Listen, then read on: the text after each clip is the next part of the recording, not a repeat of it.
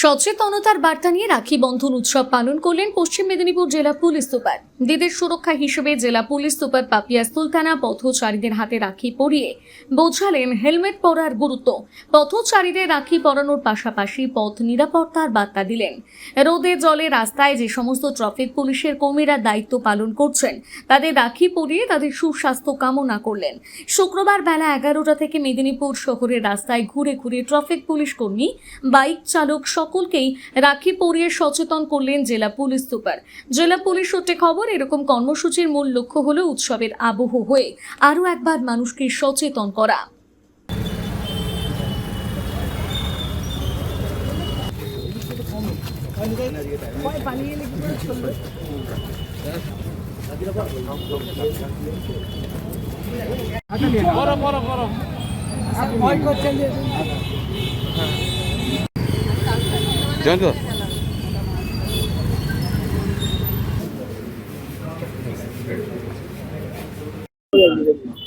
আজকের এই পূর্ণ মুহূর্তে আমরা জানাতে চাই, আজকের এই রাখি বন্ধন শুধু সম্প্রীতির বন্ধন না হয়ে সুরক্ষারও বন্ধন হোক।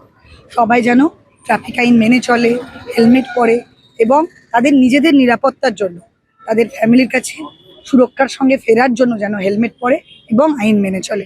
সঙ্গে আরও একটা বার্তা পশ্চিমবঙ্গ পুলিশের তরফ থেকে তথা আমাদের পশ্চিম মেদিনীপুর পুলিশের তরফ থেকে, যে এখানে আমরা বাল্য বিবাহের প্রতি নো টলারেন্স দেখাবো। জিরো টলারেন্স এরকমই যে কোনো বাচ্চা তার নিজের পায়ে দাঁড়ানোর আগে তারা বিয়ের কথা ভাববে না, শুধু স্বপ্ন দেখবে নিজের কেরিয়ারের, নিজের ভবিষ্যৎ।